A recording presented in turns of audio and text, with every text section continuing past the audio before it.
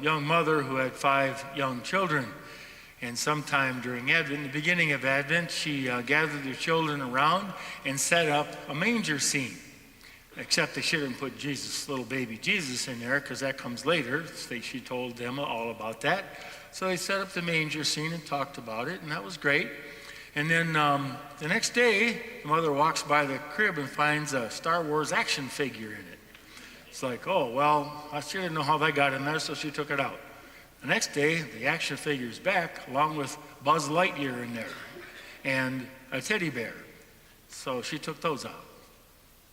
And the next day, we had those 3, plus Raggedy Ann and Barbie. So she gathered all the kids together and said, what's going on here? Why did you put these figures in the crib? And the oldest child says, because, Mom, you said that Christmas is for everyone. What a good point she had. Christmas is for everyone. And indeed, if we think back then, we think, well, there was a cast of characters there. Everything from the stinky shepherds who smelled like the sheep to the 3 kings who came later. And other things that we sing about, probably didn't happen, but like the drummer boy, and it's like, yeah, well, I guess there were a bunch of people around there. And the people who came from the area, we don't know much about them. So I asked the kids, who would you put around the manger scene? I ask you the same thing. You don't have to raise your hand, but just who would you put around the manger scene? Well, kids being kids, they're kind of literal, so they say, well, I put a cow and a camel and sheep and the likely things.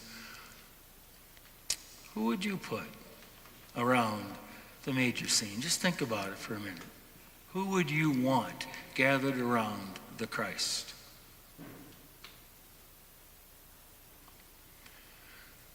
Finally, one little girl says, everybody.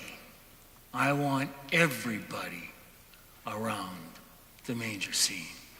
And I thought that was the best answer. Everybody belongs around the Christ who came to save everybody, to be with everybody. Because Christmas is for everyone.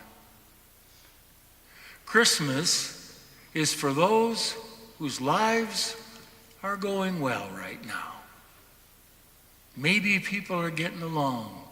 Maybe you're not worried about any arguments or anything when you get together for Christmas with the families.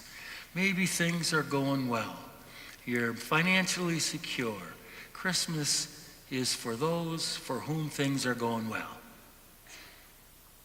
Christmas is for those for whom things aren't going so well. People who struggle. Maybe they're struggling with finance. Maybe they're having conflicts within their family. Maybe, oh, you get the picture.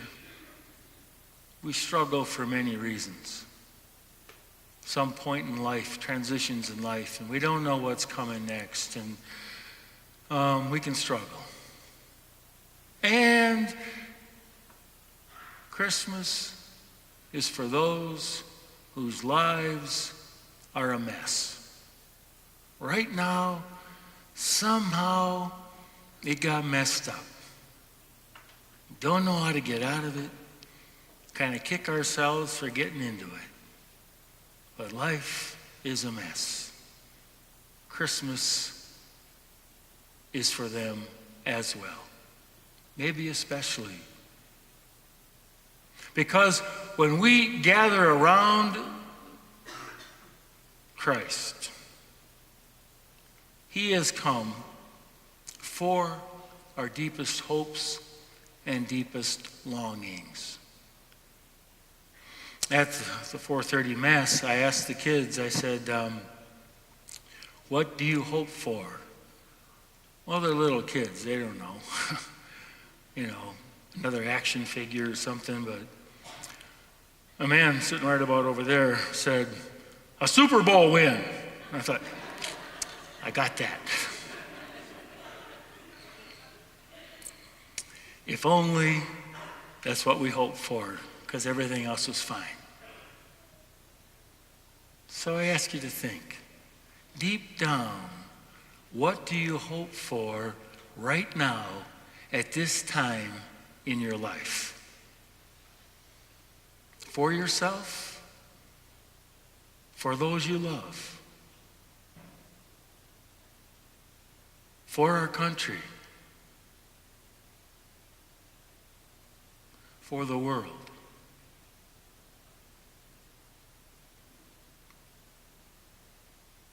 What do we hope for?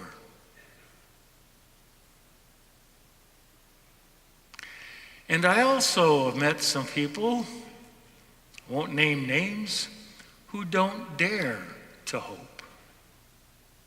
Maybe there are some in here who think life is what it is, and I'm just going to live it out the way it is. Can't get any better. There is nothing more God wants to do with me or out of my life, and they don't dare to hope. I don't know if you're there, but I have met some who have been. Christmas is for everyone, because there is a message in there which says something which we heard in the Song of Songs on Thursday, this past Thursday's readings, where the prophet says in the name of God, or God says through the prophet, "Let me see your face.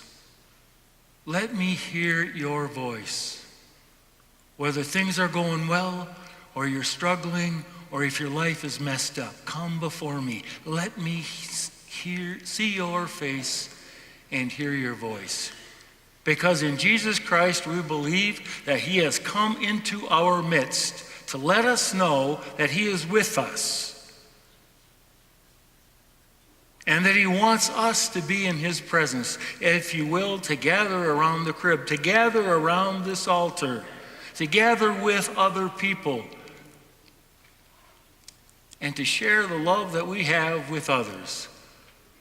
Because isn't that where a lot of human longing is satisfied? In the love that we share with others, and the love we experience in the presence of God.